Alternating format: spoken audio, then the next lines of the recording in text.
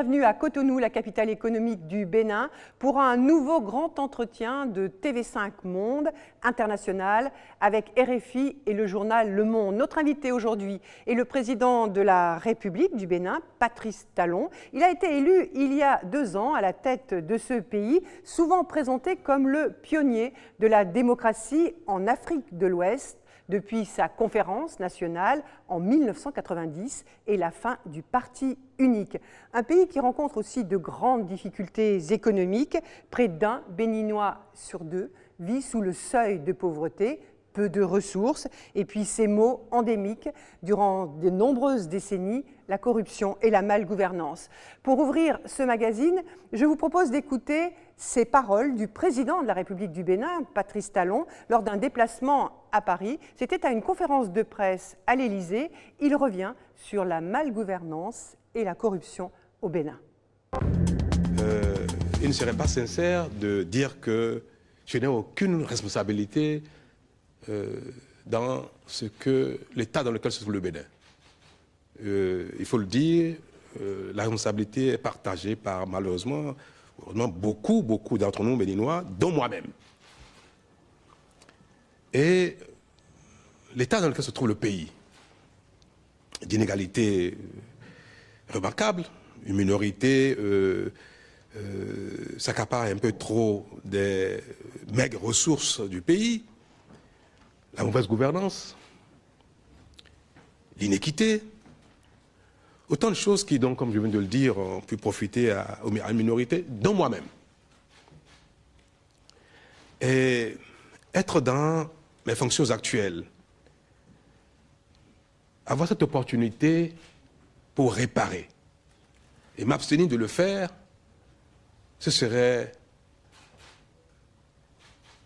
louper une occasion de rentrer dans l'histoire. Bonjour, Monsieur le Président. Merci de nous recevoir ici au Palais présidentiel et d'avoir accepté de répondre à nos questions, celles de TV5 Monde et à celles de Francis Patindé du journal Le Monde. Alors, on vient d'entendre ces paroles, ces mots que vous avez prononcés lors d'une conférence de presse à l'Élysée il y a un peu plus d'1 mois. Ces mots où vous dites vouloir réparer, entrer dans l'histoire après avoir vous-même bénéficié d'une mauvaise gouvernance de votre pays. Est-ce que ces mots peuvent faire table rase du passé ? En principe, mais faire table rase du passé, ce n'est pas oublier totalement et de ne pas tenir compte des erreurs du passé. Et en tous les cas, ce que je viens d'entendre, que j'ai dit à Paris, se passe de commentaires. Vous savez, madame, à mon âge, et pour la place, le rôle qui ont été les miens, et celui, le rôle notamment de l'élite, qu'elle soit économique, intellectuelle ou politique, justifie bien cet aveu que je dis, que nous avons une responsabilité partagée. Le pays est dans un état de pauvreté, de situation aujourd'hui, qui nécessite une prise de conscience. Et c'est bien cela qui motive, c'est ce que je voulais dire. C'était un message adressé à une autre partie de l'élite dont vous venez de parler ? Tout à fait. Tout à fait. Monsieur le Président, il y a un peu moins d'1 an, vous avez informé dans le détail vos compatriotes sur votre état de santé. Vous avez subi à Paris une double intervention chirurgicale.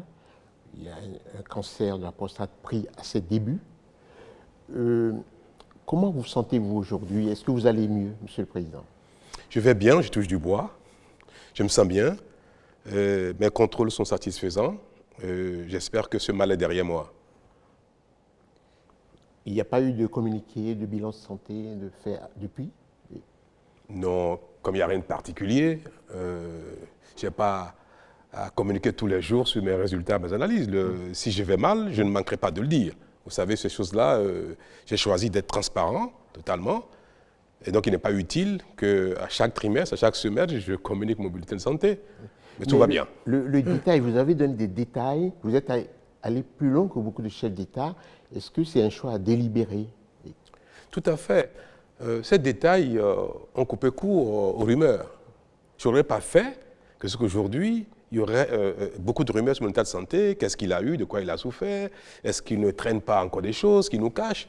J'ai voulu mettre mes citoyens à l'aise dans les détails nécessaires pour qu'ils comprennent ce qui s'est passé pendant ce mois de stress que tout le monde a connu.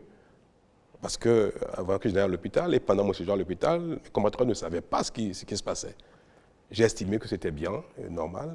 Oui, c'est une transparence peu habituelle de la part des chefs d'État. Bon, je n'ai pas de leçon à donner aux autres, mais pour ma part, j'ai estimé que ce serait bien pour mes compatriotes. Alors là, vous avez communiqué, mais de manière plus générale, vous communiquez peu depuis la prise de vos fonctions.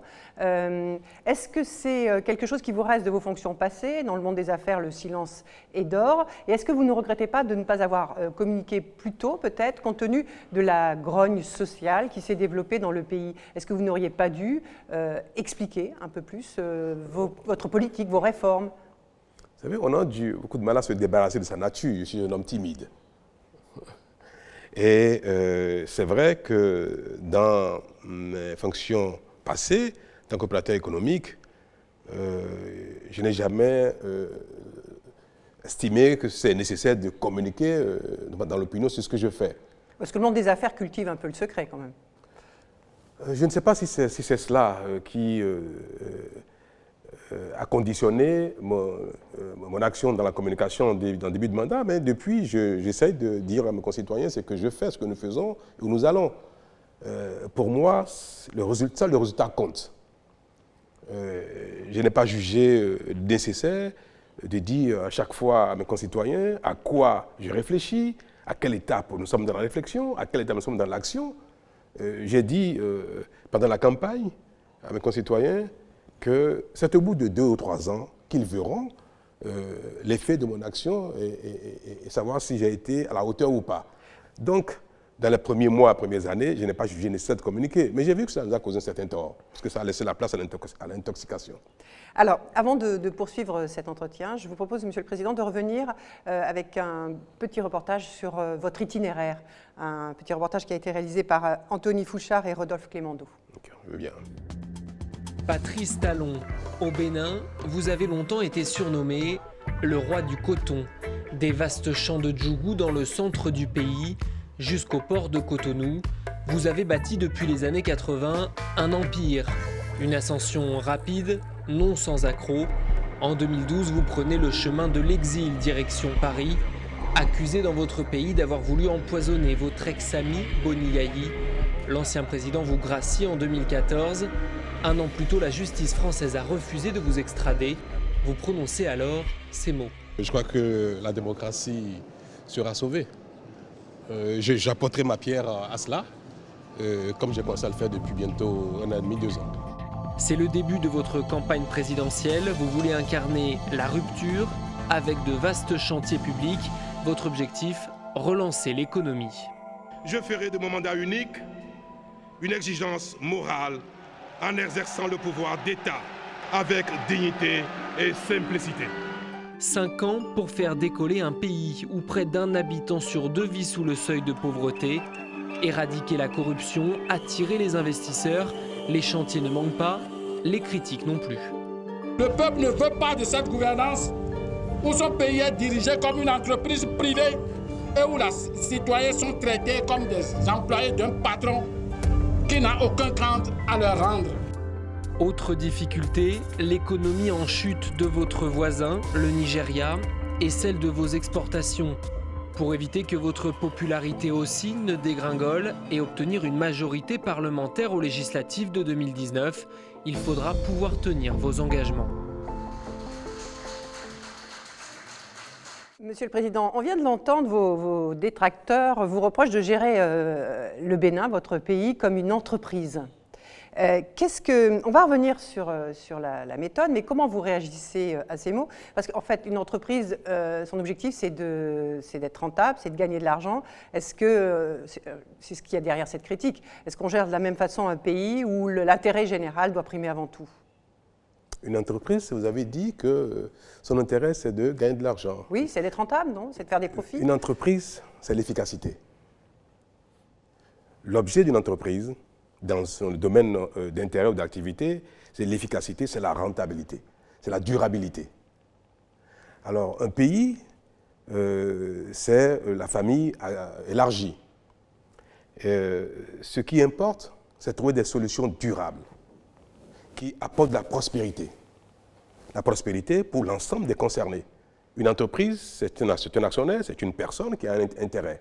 Le pays, la vie économique du pays, doit contribuer à la prospérité de tout le monde, donc de tous les actionnaires. Alors, je ne trouve pas que cela soit une mauvaise chose d'avoir à l'esprit l'efficacité, la prospérité durable. Et c'est cela qui constitue le paramètre essentiel des décisions que nous prenons. Est-ce qu'elle est pertinente? Est-ce que la décision permet d'atteindre des objectifs, de créer de la richesse pour tout le monde et de manière durable? Et il ne sert à rien, madame, de dire que ce qui importe pour le pays, c'est au quotidien de faire plaisir aux uns aux autres sans résoudre le problème essentiel, qui est de leur apporter la solution aux problèmes d'éducation, de santé, d'infrastructure, d'énergie et de manière durable. Et chacune de ces choses-là a besoin d'efficacité. Monsieur le Président, vous êtes toujours l'un des tout premiers employeurs du Bénin. Je fus. Et vous êtes toujours l'un des tout premiers employeurs du Bénin. Vous passez pour être l'homme le plus riche du Bénin. Et vous voilà depuis 2 ans à la tête de l'État. Le premier soupçon qui vient à l'esprit tout de suite, c'est le risque de conflit d'intérêts. Qu'avez-vous à répondre à cela? Qu'est-ce qui importe pour un pays? Que la gouvernance soit bonne et efficace. Et quel est le risque fondamental qui pèse sur chacun des gouvernants? C'est de se servir du pays pour ses propres intérêts. Et cela concerne aussi bien un chef d'entreprise devenu président qu'un citoyen, un fonctionnaire qui n'a pas de chef d'entreprise qui devient président. Vous savez, les hommes sont presque tous à la quête de bien-être personnel, de prospérité personnelle, matérielle, et cela caractérise aujourd'hui presque tous les citoyens. Ce n'est pas que les hommes qui viennent du secteur de l'entreprise qui ont un intérêt au bien-être matériel. Ce n'est pas vrai. Et dans la fonction, je mesure combien quelqu'un qui n'est pas à l'abri du besoin peut être influencé et fragile. Vous venez de dire que je suis riche, le mot est trop fort, mais je dois avouer que je suis à l'abri du besoin. Et cela me donne... Le classement oui. Forbes, du magazine américain Forbes vous a classé comme première fortune du Bénin, quand même. C'est relatif. Je ne sais pas quels sont les paramètres de son classement, mais ce que je veux vous faire comprendre, madame, est que le risque qu'on évoque tout le temps de conflit d'intérêts n'est pas fondé. D'autant que, dès mon arrivée, je suis sorti de toutes les entreprises dont on parle, en cédant mes parts à mes co-actionnaires, en vendant à d'autres et en laissant une partie à mes héritiers. Je n'ai plus d'intérêt personnel direct. Mais ce n'est pas pour autant que je peux nier que des amis, mes parents, mes enfants continuent d'avoir des intérêts dans le domaine économique. Je vais vous dire. C'est votre impartialité, votre indépendance qui est questionnée là. Mais j'ai pris garde. Je fais attention à ce que ceci ne soit pas mêlé aux affaires dans lesquelles j'ai des décisions à prendre pour qu'effectivement, il n'y ait pas ce soupçon de conflit d'intérêts. Il y a encore une activité qui est le contrôle des opérations d'importation qui donc est détenue par ceux dont je parle, mes associés et mes enfants. Mais depuis, mon souci essentiel et principal est de veiller à ce que les prestations de ceux-ci soient irréprochables et que, à la fin, et eux et moi-même, nous soyons fiers de ce qu'il est possible de venir du monde de l'entreprise et de faire des choses remarquables, propres et qui vous font rentrer dans l'histoire. J'y tiens. Si on exclut le conflit d'intérêts, oui. Est-ce que vous êtes quand même surpuissant? Vous cumulez 2 pouvoirs importants de ce pays, la fortune et le pouvoir d'État, le pouvoir politique. Est-ce que ce n'est pas trop dans les mains d'un seul homme? En quoi être à l'abri du besoin peut être défavorable à la bonne gouvernance? J'estime que c'est plutôt le contraire. Vous savez, il y a des clichés qu'il convient d'examiner et de voir si ce n'est pas simplement une réflexion philosophique. J'estime, moi, que c'est plutôt à souhaiter que nos gouvernants soient à l'abri du besoin. Et combien de fois on observe, surtout en Afrique, que les gouvernants sont tentés de constituer une fortune quand ils sont au pouvoir pour assurer le confort quotidien, le confort pour les enfants et les générations à venir. Donc quelqu'un qui a assuré cela est débarrassé de ce genre de préoccupations et d'influence et peut travailler avec efficacité. Je vais vous dire quelque chose. Ceux qui font ces critiques en général et qu'ils y tiennent, c'est parce qu'ils font une transposition entre ce qui peut relever de leur propre personnalité, de leurs propres aspirations.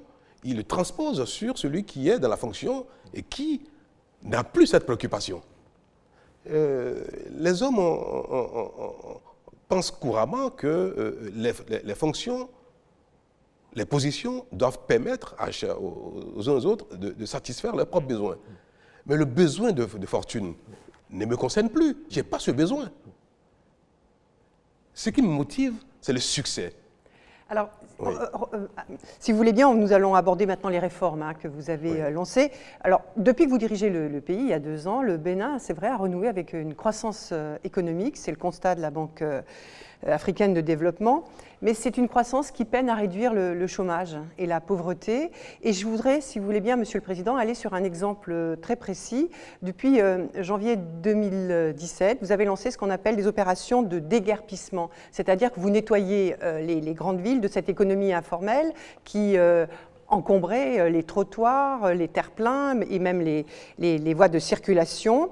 Donc tous ces gens-là ont été délogés, mais il semble qu'il n'y ait pas eu de mesures d'accompagnement, et pourtant ce sont des gens qui faisaient vivre des familles entières. Cette économie informelle faisait vivre des familles entières. Est-ce qu'il n'y a pas des mesures à prendre pour accompagner ces personnes? Vous avez parlé de 2 choses, madame. Vous avez dit qu'on observe une certaine croissance de notre économie, mais qu'elle n'a pas généré de l'emploi. Je vais vous faire comprendre que l'emploi ne se décrète pas. L'emploi vient à la suite d'un processus de relance de l'économie. Et je peux vous dire que les indicateurs sont bons et qu'il y a de la création d'emplois qui s'annonce et qui s'entrevoit, et que dans quelques années, nous verrons bien de manière assez visible et palpable les effets de cette croissance économique et de la bonne gouvernance qui nous tient tant à cœur. Mais Monsieur le Président, l'urgence, c'est peut-être aussi la pauvreté. Près de 1 Béninois sur 2. Mais comment voulez-vous, en quelques mois, transformer la vie de 11 millions de personnes qui sont sorties de la seuil de la pauvreté en quelques mois? Le Bénin n'est pas un pays qui a du pétrole. En 2 ans. En 2 ans, d'accord. Mais à quoi vous pensez? Donnez-moi un exemple. Non, mais... Vous connaissez un pays dans lequel on a pu, en quelques mois, en 2 ans, avoir une action qui a pu transformer le sort de 11 millions de personnes du jour au lendemain? Est-ce que ce que nous faisons est de nature à construire une économie prospère, durable? Est-ce que nous faisons de nature à apporter de l'énergie aux populations de manière durable? Ce qui n'était pas le cas. Apporter de l'eau, de l'éducation, de la santé, et à créer les conditions favorables à l'investissement créateur d'emplois. Et quand vous avez pris des mesures, vous êtes en train d'assainir la justice, l'administration, pour favoriser l'investissement. Il faut bien que l'investissement se fasse et pour créer les emplois. Donc, il faut du temps pour que les effets de l'assainissement du pays, de la bonne gouvernance et des tests que nous prenons pour favoriser l'investissement permettent à l'investissement de se faire. Et l'investissement ne se fait pas en claquant les doigts. Une usine a besoin d'études, a besoin d'implantation, a besoin de mobilisation de financement avant de pouvoir donc recruter. Donc tout cela nécessite un certain temps. Il y a beaucoup d'impatience, madame. Monsieur le Président, pour revenir au déguerpissement, est-ce que la mesure a été pensée? Parce qu'on a le sentiment qu'elle a été exécutée et qu'il n'y a pas de mesure d'accompagnement, il n'y a rien. On a l'impression que ça n'a pas été pensé. Vous connaissez Cotonou? Oui, monsieur. Est-ce que c'est parce qu'on est pauvre, on doit être dans la saleté, dans le désordre, parce qu'on est pauvre? Est-ce que parce que les rues ne sont pas suffisamment asphaltées, nous devons les encombrer de tout, de sorte qu'il n'y ait nulle part où passer. Et que les trottoirs doivent être encombrés et que les piétons, pour circuler, soient tenus de passer dans la rue et au risque de se faire ramasser. Nous avons décidé d'embellir nos villes, d'aménager la voirie, d'asphalter nos rues, de faire les trottoirs. Alors, nous avons le choix. Attendre de démarrer les travaux avant de rendre Cotonou propre. Non, mais vous pouviez accompagner aussi les personnes. Je vais finir, Attendre de démarrer les travaux d'asphaltage, d'aménagement des trottoirs avant de dire aux gens, vous n'avez pas le droit d'occuper les trottoirs. Mais l'action gouvernementale a deux intérêts. Construire, investir, construire les infrastructures, mais éduquer également. Il était important de dire à nos concitoyens que ce n'est pas parce que nous avons démarré des travaux d'asphaltage que nous les enlevons des rues. Non. Il fallait qu'ils comprennent qu'on ne doit pas s'installer sur les trottoirs, qu'on ne doit pas développer son commerce sur les trottoirs alors que les marchés sont vides. La plupart des marchés de Cotonou sont occupés à moins de 40%. Il n'est pas normal que dans un pays, le commerce court après le client. Sinon, un jour viendra, si on le laisse faire, un jour viendra où les commerçants vont être devant les portes des habitations pour être le premier à pouvoir offrir leurs produits aux clients. Donc, nous avons dit, pendant 6 mois, nous avons informé tout le monde qu'il fallait libérer les voies, libérer les rues, libérer les trottoirs et nettoyer nos devantures, même si nos maisons ne sont pas des immeubles de luxe. Et ça, après 6 mois, nous avons donné encore 3 mois aux gens à nouveau pour les prévenir. Puis à la suite de cela, nous avons agi. Nous avons demandé aux gens de retourner dans les marchés ou alors de tenir leur commerce de proximité dans leur maison en ouvrant une lucarne, une ouverture dans la rue pour faire le petit commerce. Mais on ne peut pas nous reprocher d'avoir demandé aux commerçants, aux petits marchands, que le trottoir, la rue, n'est pas le lieu approprié pour faire du commerce. Mais nous n'avons pas supprimé l'activité de ceux-ci. Je vais vous donner un exemple. Celui qui vend sa bouillie le matin pour le petit déjeuner de ses concitoyens, ou celui qui vend la bière ou les boissons pour étancher la soif de ses proches à midi ou le soir. Ce n'est pas parce qu'on l'a déplacé qu'on a supprimé l'activité. On n'a pas supprimé l'offre, on n'a pas supprimé la demande. Le besoin de prendre la bouillie le matin n'a pas changé. Mais il va désormais falloir que celui qui achète sa bouillie ne l'achète plus sur le trottoir, mais aille là où il convient de l'acheter. Alors, vous parlez comme si... Monsieur... Non, je viens. Oui. Vous parlez comme si nous avons supprimé des activités. Non. Non, on a déplacé les activités. Ce qu'on vous posait comme question, c'était l'accompagnement. Et si vous voulez bien, poursuivons cet entretien avec d'autres réformes que vous avez conduites, notamment en ce qui concerne les sociétés d'État. Vous considérez que les sociétés d'État, parfois, l'administration est trop lourde, hein, notamment dans sa gestion des sociétés publiques, parfois opaques. Et il y a 2 exemples. Vous venez de confier la gestion du port de Cotonou à une société privée d'Anvers. Et il y a des négociations en cours pour la gestion de l'aéroport de Cotonou avec une société française. Vous considérez que le privé fera un meilleur travail que faisaient les entreprises d'État aujourd'hui? C'est plus efficace? Mais l'entreprise demeure une entreprise d'État. Le port autonome du Bénin demeure patrimoine public. Oui, ce que nous recherchons, mais la gestion. Ce que nous recherchons, madame, ne faites pas cet amalgame. Ce que nous recherchons, c'est la gestion efficace, quelle que soit l'origine du gestionnaire, qu'il soit béninois, togolais, ivoirien, français ou canadien, cela importe peu. Nous voulons de l'expertise pour gérer notre bien commun avec compétence et efficacité. Alors, je vais chercher l'expertise, la compétence, où qu'elle soit. Et je n'ai pas de pudeur à dire que non, il faut que ce soit forcément un partisan, un parent, et qui soit nommé pour la gouvernance, la gestion d'un bien qui nous est cher. Et c'est pour cela que nous avons confié au port autonome de Cotonou, malheureusement, à la déception de mes partisans, qui tous les jours marcelaient pour être nommés, alors que ceux-ci n'ont pas la compétence requise. Nous sommes allés chercher le port d'Anvers, qui est le 2e port européen, qui a une expérience avérée en la matière, pour, pendant quelques années, implanter la bonne gestion, former les gens, Et il n'a pas de honte à cela. Et qu'après cela, les Béninois auraient acquis les compétences qu'il faut. On aurait installé les moules de gouvernance qu'il faut pour que la gestion, par la suite, soit convenable. Vous connaissez le port d'Angers? À l'époque, au Maroc, c'était les Français ont été les partenaires techniques des ports marocains. Nous avons vu comment les ports ont progressé dans la gestion. Aujourd'hui, il n'y a plus un seul étranger dans la gestion des ports marocains, notamment de Tanger, qui est une référence. Mais ils ont acquis de l'expérience, ils ont acquis de la compétence. Et cela, il n'y a pas de honte. Pendant un temps, à faire venir l'expertise, et puis après, une fois qu'on s'en a approprié, on gère soi-même. C'est le constat de l'échec de l'expertise béninoise. C'est quoi l'expertise béninoise? D'autres peuvent dire que vous ne faites pas confiance à vos compatriotes pour gérer le port, pour gérer l'aéroport. Est-ce que depuis les indépendances, vous avez l'impression que notre port fait partie des meilleurs de l'Afrique ou de la sous-région? C'est ce que tout le monde dit, tout le monde sait que notre port n'est pas compétent, est mal géré. Et il faut le constater et avoir le courage d'aller chercher l'expertise. Vous savez, c'était plus aisé pour moi. Je fais des choses difficiles et j'entends qu'on reconnaisse la pertinence de ce que je fais. Mes partisans sont demandeurs de ce poste, et vous le savez très bien. Et je prends le risque de les affronter, de les calmer, dis non. Et vous qui voulez le faire, vous êtes professeur d'histoire, vous êtes un médecin, et vous voulez être directeur général du port de notre Cotonou. En quoi votre expertise nous permettra de faire du port de Cotonou le plus compétitif de la sous-région?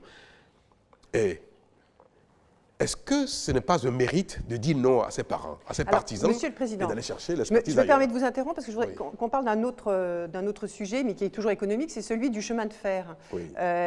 C'est un grand chantier qui avait été, puisqu'il s'agit de réhabiliter et étendre le réseau ferroviaire sur 3000 km de rails entre le Niger et le Bénin. C'est un chantier qui a d'abord été confié au Français, au groupe Bolloré. Ensuite, il y a eu une décision de justice. Il a été confié à un groupe béninois, Petrolin. Et puis, vous avez décidé, parce que vous disiez qu'il y avait un embroglio juridique, de le confier maintenant aux Chinois. Alors, ma question elle est très simple, c'est comment convaincre aujourd'hui des entreprises d'investir au Bénin si du jour au lendemain, ce qui avait été décidé un jour est remis en jeu le lendemain? Il faut avoir le courage d'apprécier l'efficacité de notre décision et savoir changer de cap si c'est nécessaire. Ce n'est pas le faire qui serait un péché. Ce que vous évoquez est plus compliqué que ça. Le chemin de fer béninois, bénino-nigérien, a fait l'objet d'un appel d'offres et pour sa concession. Et une entreprise béninoise, gérée en tout cas appartenant à un béninois, Petrolin, a été adjudicataire. Mais le processus n'a pas abouti. Et les deux États n'ont pas signé la concession à cet adjudicataire. Donc, il y a un certain acquis, puisque la société Petrolin a été nommée adjudicataire. C'était avant ma prise de fonction, avant que je sois dans les lieux. Donc, celle-ci a été nommée adjudicatrice, mais n'a pas obtenu la concession que lui conférait l'adjudication. Puis, pendant que elle s'affairait à obtenir la concession, les deux États, les deux gouvernements, ont entrepris de signer une convention de concession avec une autre entreprise qui s'appelle Bolloré. Qui avait construit déjà, dès qu'elle a eu cette concession, et c'est de là qu'est né le conflit. Petrolin dit non, moi je suis adjudicateur d'un appel d'offres. Vous n'êtes pas allé au bout du processus. Je n'ai pas pu jouir du contrat de concession. Et ce contrat de concession, vous venez de le donner à Bolloré sans appel d'offres. Quelque part, Petrolin a raison de contester la concession qui a été signée avec Bolloré. Alors pourquoi les Chinois, Monsieur le Président? Je vais vous expliquer. Mais Bolloré, ayant en main un contrat signé en bonne et due forme, a commencé l'exploitation des investissements. Oui. Et cela, donc, comme je vous ai dit, a donné lieu à un imbroglio juridique terrible, d'autant qu'il s'agit de deux États, puis de deux opérateurs économiques dans un environnement pas évident. Quand nous sommes arrivés, j'ai pu constater que ce genre de conflit paralyse une évolution normale de la concession de Bolloré. J'ai rencontré Bolloré et je lui ai fait comprendre qu'il est nécessaire qu'on trouve une porte de sortie. Puis j'ai évoqué un autre problème, un autre sujet, une autre préoccupation. Le chemin de fer est un outil, est un bien qui nécessite beaucoup d'investissement. Et économiquement, il n'est pas évident que le financement commercial, que le crédit commercial soit en mesure de financer les besoins. Il faut aujourd'hui, pour faire le chemin de fer convenable entre le Bénin et le Niger, il faut au moins 4 milliards de dollars. C'est énorme. Ce n'est pas une somme que le secteur privé peut mobiliser dans un... Vous aviez peur d'un chemin de fer de bas de gamme concernant le groupe Bolloré, c'est ce que vous avez dit? C'est pratiquement le choix qu'avaient fait les autorités bédo-nigériennes. Parce que les montants à investir n'étaient pas destinés de renouveler totalement le chemin de fer avec du neuf et de développer le chemin de fer comme il convient. Donc, comme le financement nécessaire était trop important, le choix a été de réhabiliter l'existant sans faire du neuf. Et c'était un choix clair, hein, bien dit. Et j'ai dit que cela ne peut pas apporter notre adhésion parce que nous pouvons œuvrer aujourd'hui et pour demain, de sorte à avoir un chemin de fer qui répond aux normes et aux exigences du jour, ainsi que pour ceux de l'avenir. Et donc les groupes chinois apportaient une... La Chine a offert d'aider les pays africains pour l'aide au développement, afin de mettre 60 milliards de dollars pour les investissements, notamment les infrastructures du genre. Ce ne serait pas intelligent de ne pas aller chercher cette opportunité de financement pour résoudre le problème de l'OCB, du chemin de fer. Et c'est en cela que j'ai dit au président du Niger, que j'ai dit à M. Bolloré et à M. Pétrolin, vous ne serez jamais en mesure de financer le chemin de fer conforme à nos ambitions. Retirez-vous, on va vous retirer à l'amiable, et nous irons chercher le financement chinois pour le faire. C'est tout. D'accord. Monsieur Francis. Oui, je voudrais vous poser deux petites questions de politique nationale très rapidement. Vous avez, au terme de 2 années passées au pouvoir, vous avez la quasi-totalité de la classe politique contre vous. Il y a eu une réunion récente regroupant 2 anciens présidents et des personnalités politiques de premier plan. Comment vous réagissez à cela, à votre impopularité, en tout cas au niveau de la classe politique? La deuxième question, il se dit souvent, et c'est du côté de vos opposants, que vous n'aimez travailler qu'avec les vôtres. Est-ce que vous aimez plus votre famille que les autres Béninois? Je n'ai pas compris la première question, que la quasi-totalité de la classe politique est aujourd'hui dans l'opposition. 2 anciens présidents. C'est votre impression, oui, d'accord. C'est une question que je pose. Non, 2 anciens présidents, un ancien ministre d'État, M. Thibault Gray, un de vos... Alors, c'est ceux-là qui représentent la quasi-totalité de la classe politique. Je n'ai pas dit de la classe politique. Je crois que si vous connaissez un peu le Bénin, vous devez savoir également que la majorité parlementaire est de mon côté. Et que le Parlement est la représentation à un instant T des forces politiques en présence dans le pays. Aujourd'hui, presque 2 tiers du Parlement, sinon tout au moins 60% du Parlement, sont favorables à mon action. Pour moi, c'est un indicateur suffisant. Mais je n'ai pas vocation à avoir unanimité, à ce que les anciens présidents, tous les acteurs politiques du Bénin soient de mon côté. Ce n'est pas moi pour la démocratie. Et puis, je ne fais rien pour séduire la classe politique. Ce n'est pas mon rôle. Mon rôle, c'est d'agir pour transformer notre pays courageusement et opérer les réformes nécessaires, y compris les réformes politiques. Et c'est cela qui suscite beaucoup de mécontentement. Et la deuxième question de Francis? J'ai posé une deuxième question. Oui. Est-ce que vous préférez la famille aux autres Béninois? Pas du tout. Mais il se dit que vous êtes entouré que des membres de votre famille. Est-ce que c'est votre impression? Quand vous voyez la composition du gouvernement, oui. Quand vous voyez dans l'administration les gens qui sont nommés, est-ce que vous avez l'impression qu'il n'y a que ma famille au gouvernement, dans les fonctions administratives et de responsabilité? Ce n'est pas vrai. Mais il se fait que si j'ai un parent qui est béninois et qui peut jouer un rôle, je ne vais pas m'empêcher de le faire juste parce qu'il porterait le même patronyme que moi. Monsieur le Président, puisque vous parlez du gouvernement, vous savez qu'aujourd'hui dans le monde entier, on parle beaucoup de la place et des droits des femmes. Aujourd'hui dans votre gouvernement, il y a 22 ministres, 4 femmes. Donc c'est très peu. Très peu. Est-ce que vous n'avez pas trouvé de femmes en mesure d'occuper des postes dans votre gouvernement, ou est-ce que la parité n'est pas quelque chose qui vous soucie? Si. La parité me préoccupe. 4 femmes sur 22, c'est peu. C'est peu, c'est très peu. C'est vrai. Elle vous soucie peu. Je ne suis pas fier de ça, mais nous œuvrons à corriger cela, à motiver les femmes pour s'intéresser à l'action politique, à la vie politique. Et je pense que dans les temps à venir, les choses vont être corrigées au fur et à mesure qu'elles comprendront, qu'elles voudront et qu'elles seront plus actives dans l'action politique. Mais c'est le gouvernement où il y a le moins de femmes hein, depuis ces dernières décennies, je pense. Oui, mais je n'en fais pas un principe fondamental. Ce qui m'importe d'abord... La parité n'est pas quelque chose qui vous... C'est une préoccupation, mais elle ne prime pas, cette préoccupation ne pas prime pas objectif. tout. C'est un objectif. C'est un objectif. C'est un objectif. Oui, mais je veux faire comprendre que ce n'est pas l'objectif qui prime tout. Ce qui est important pour moi, c'est d'agir vite, efficacement. Et si je peux à la fois satisfaire toutes mes autres préoccupations, oui. Mais malheureusement, celle-là n'est pas encore satisfaite. Mais je n'en fais pas un principe, le principe essentiel et unique. Ce serait quand même pas intelligent de ma part de dire que si je n'ai pas 10 ministres sur les 22, alors il n'y aura pas de gouvernement. Parlons d'un autre sujet de société, des enfants. Ici, au Bénin, il y a un enfant sur 2, dont beaucoup de petites filles, qui travaillent entre l'âge de 5 ans et de 17 ans. Un enfant sur 2, c'est pas vrai. Bon, en tout cas, il y a beaucoup d'enfants. Il suffit d'aller voir au marché, grand marché de Cotonou. Il y a beaucoup d'enfants qui travaillent.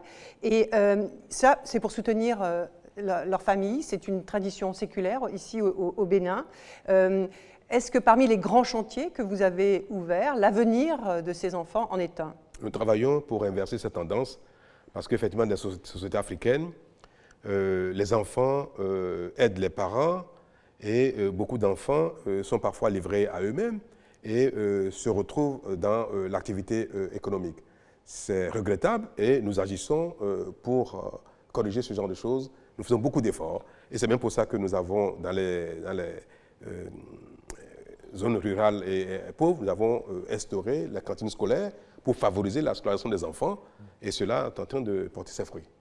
Il y a un élément qui a provoqué beaucoup de grogne dans le pays, c'est la tentative de supprimer le droit de grève dans certaines catégories socio-professionnelles, la santé, la justice. C'est une décision qui a été refusée par la Cour constitutionnelle, qui a dit que c'était dans la Constitution et qu'on ne pouvait pas remettre en cause ce droit, on pouvait aménager les conditions d'exercice de grève. Mais toucher au droit de grève, est-ce que ce n'est pas d'une certaine façon toucher à la démocratie, Monsieur le Président ? Vous êtes française? Oui. Est-ce que tout le monde a le droit de faire grève en France? Il y a des aménagements sur l'exercice du droit de grève. Est-ce que tout le monde a le droit de faire grève? Est-ce que l'armée fait grève en France? Non. Est-ce que la police fait grève en France? Mais on parle de la santé, là, Monsieur le Président. Alors, donc, ça veut dire qu'il y a des secteurs dans lesquels la grève n'est pas admise. Mais sur des secteurs... Est-ce qu'il y a des secteurs dans lesquels la grève n'est pas admise dans certains pays? Qui peuvent relever de la sécurité nationale. Est-ce que la santé... Mais voilà, madame. Donc, la question de savoir, est-ce que le secteur dans lequel on refuse la grève est un secteur sensible, vital, qui mérite la suppression de ce droit? C'est ça la question essentielle. C'est pas le fait... Est-ce que la santé, madame, est-ce que la justice... Vous me laissez finir, s'il vous plaît. Est-ce que la question qu'il faut se poser, ce n'est pas celle-là. Est-ce que le secteur dans lequel on refuse le droit de grève aux gens, est-ce que cela se vaut? Est-ce que cela mérite d'être supprimé?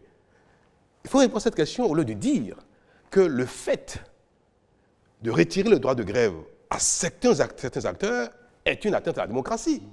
D'autant que dans tous les pays du monde, il y a des secteurs, je vous dis, madame, oui. Il y a des secteurs dans lesquels la grève n'est pas admise. Au Bénin, depuis la décision de cette Cour dont vous parlez, au Bénin, il est établi que l'armée peut faire grève, que la police peut faire grève, que tout le monde peut faire grève. Est-ce que vous trouvez ça convenable? Nous sommes dans un environnement global général, madame, et il faut apprécier les questions selon le bon sens, qui est la chose quand même la mieux partagée au monde. Et je reviens là-dessus sur le principe de suppression de grève à certaines catégories de travailleurs. Ce principe est-il contraire à la démocratie? Non. Mais nous n'avons pas décidé de supprimer la grève dans tous les secteurs d'activité du Bénin, dans toute l'administration. Nous avons dit... Ce n'est pas ce que j'ai dit. Mais c'est ce que vous avez dit. Non, ce n'est pas ce que j'ai dit. J'ai dit que c'était dans certaines catégories socioprofessionnelles, Voilà. Monsieur le Président. Alors votre question devrait être, est-ce que le supprimer pour la justice, dans le secteur de la justice, est convenable? Et je vais vous dire qu'en France, le secteur de la justice n'est pas... le droit de grève ne s'exerce pas. Les magistrats, les juges n'ont pas de droit de grève en France. Au Togo, c'est le cas. Au Sénégal, c'est le cas. La plupart des pays de la sous-région, c'est le cas. Mais au Bénin, les magistrats, les juges sont en grève tout le temps. Et nous avons dit qu'à l'instar des autres pays, pour que le Bénin soit attractif, parce que nous faisons des réformes pour améliorer les conditions de vie, d'attractivité de notre pays en termes d'investissement. Et le reproche fondamental qu'on nous fait, c'est que la justice, non seulement elle est corrompue, mais elle est inefficace, elle ne travaille pas, elle ne fonctionne jamais. Ces gens sont tout le temps en grève. Nous attenons à réorganiser la justice, à lutter contre cet art, y compris les grèves incessantes. Et c'est pour cela que quand le Parlement a pris cette mesure, cette décision, je l'ai soutenue. Ce n'était pas mon initiative, mais j'ai soutenu le Parlement dans cette réforme tendant à supprimer le droit de grève à la magistrature et à la santé. Ce sont les deux secteurs dans lesquels le peuple souffre énormément de ce droit. La santé ne fonctionne pas du tout dans le pays pour des raisons de revendication d'ordre matériel, salarial. Chaque pays évoque un moment dans sa vie ce qui lui paraît vital, essentiel et non négociable. Les pompiers n'ont pas le droit de faire grève. Comment voulez-vous, madame, qu'une maison soit en feu, que les pompiers ne puissent pas faire grève, aller au secours des gens, transportent les malades à l'hôpital, et l'hôpital est en grève? Non, mais Monsieur le Président, il y a des services minimums qui peuvent être mis mais en place sans malheureusement, pour autant remettre le droit de grève. Le droit de grève s'exerce au Bénin dans le secteur de la santé sans service minimum. Et c'est tout cela qui nous a amené à dire la santé, la vie, ne peut pas être objet d'otage. Pour poursuivre cet entretien, je voudrais vous poser une question sur le mandat unique. C'était une de vos promesses phares de votre campagne. Cette question a été examinée au Parlement. Le Parlement a considéré que ce n'était pas recevable. Vous avez lancé des grands projets qui n'arriveront probablement pas à terme au moment de la fin de votre mandat, en 2021. Est-ce que vous défendez encore, malgré cette opposition du Parlement, ce mandat unique? Et sinon, est-ce que vous pouvez envisager de vous représenter après 2021, compte tenu de tous les projets que vous avez lancés? Je continue de croire que le mandat unique est une réforme pertinente pour l'état de notre pays. Ce que je dis ne concerne que mon pays et ce que j'observe. Parce que nous avons besoin de gouverner nos pays avec beaucoup de courage et sans faire attention aux besoins de populisme. Malheureusement, la quête de second mandat est toujours un facteur de populisme. On a le regard rivé sur les échéances électorales et on se garde de prendre des mesures difficiles, voire impopulaires. Et c'est en cela que j'ai dit qu'il était souhaitable que nous puissions instaurer le mandat unique pour permettre aux gouvernants d'agir avec courage et efficacité sans se soucier d'une réélection éventuelle parce qu'il faut reconstruire le pays sur tous les plans. Et les mesures sont difficiles. Ça n'a pas obtenu d'écho auprès du Parlement. Je pense que l'opinion et la classe politique n'étaient pas encore prêtes à cela. Mais il ne faut pas oublier que c'est quand même une bonne majorité à voter en faveur de cette révision. Mais nous n'avons pas obtenu le quorum requis pour ça, notamment les 3 quarts du Parlement. Et la Chambre, par exemple, sera prête à... il y aura plus d'écho après les élections législatives à venir. Je ne suis pas obstiné dans mes choix parce qu'il faut conduire aussi sa politique et ses suggestions de réforme avec l'évolution du pays et des mentalités et de la compréhension des gens. Donc, il ne serait pas bien de ma part de dire c'est ça ou rien. Nous pouvons continuer d'agir efficacement dans le pays avec les réformes permettant la bonne gouvernance, sans nous arrêter sur ce point comme si c'était une condition sine qua non. Monsieur le Président, est-ce que vous allez briguer un second mandat? À cette question, j'ai eu l'occasion de donner à maintes reprises ma réponse. Le mandat unique n'est plus d'actualité, en tout cas pour le moment. N'est-ce pas? Oui. Alors, est-ce que, monsieur étant le président actuel que je suis, je dis que le mandat unique reste pour moi un fondamental ou non? Je vous répondre, ce n'est pas un fondamental et ce n'est plus d'actualité à l'heure où je vous parle. Oui. Cette question peut revenir. Oui. Alors, être candidat à nouveau en 2021 relève de mon droit le plus absolu. Je verrais bien si la réforme que j'ai voulu imprimer et qui devrait commencer par moi-même, si ça doit revenir un jour ou non, je viens de vous le dire. Mais être candidat à nouveau en 2021, je ne sais pas. Et je n'ai pas aujourd'hui à me prononcer là-dessus parce que ce n'est pas cela qui m'a motivé dans la réforme. Ce n'est pas parce que je n'étais pas intéressé à être candidat à nouveau que j'ai joué cette réforme. J'ai pensé que cette réforme était utile pour éviter le populisme des gouvernants. Je ne suis pas dans le populisme. Donc vous allez vous présenter. Pourquoi? Tout indique que par glissement... Mais je pourrais me présenter, mais aujourd'hui je ne peux pas vous dire. Vous avez le droit de vous présenter. Voilà, vous avez compris. Est-ce que vous allez vous présenter? Je voudrais finir mon mandat dans le respect de mes engagements en ce qui concerne la bonne gouvernance, la résolution des problèmes de mon pays, l'eau, l'énergie, les infrastructures, la santé, l'éducation. Tout ne sera pas résolu en 2021, donc c'est pour ça qu'on vous pose la question. Peut tout résoudre donc vous allez vous représenter même 2 ou 3 mandats ne suffiront jamais pour régler les problèmes de pays. Jamais. Il en faudra 2. C'est une action continuelle. Alors, est-ce que je serai candidat? Nous verrons bien. Alors, nous sommes à 1 minute de la fin de cet entretien. Déjà ? Très rapidement, monsieur le Président, on a commencé cette émission avec le mot « réparer ». Vous avez prononcé ces mots-là à propos de la malgouvernance, etc. En ce qui concerne les œuvres d'art que le président Macron souhaite restituer en partie ou définitivement d'ici 5 ans au Bénin, est-ce que vous pensez que ce geste est une façon de réparer les liens qu'ont la France et le Bénin au cours de leur histoire et notamment de la colonisation? Non, nous n'avons pas demandé à la France de réparer quoi que ce soit. Ce n'est pas notre objectif, ce n'est pas notre façon de penser. Nous sommes de la coopération. Et nous avons dit aux autorités françaises que les biens culturels qui sont partis du Bénin, nos biens témoins de notre histoire qui sont partis hors du territoire, nous souhaiterions que ces biens reviennent parce que cela peut contribuer à bâtir notre programme touristique. Nous sommes dans la coopération, je le répète, et nous avons demandé que ces biens... Donc c'est de la coopération. Voilà, c'est de la coopération. Voilà, mais je suis désolée de vous interrompre, nous arrivons à la fin de cet entretien. Merci d'avoir accepté de répondre aux questions de Francis Patinet du Monde et de TV5 Monde. Merci de nous avoir reçus ici, à Cotonou. Et merci à vous tous, auditeurs et téléspectateurs, d'avoir suivi ce programme d'International. Merci de votre fidélité. On se retrouve la semaine prochaine.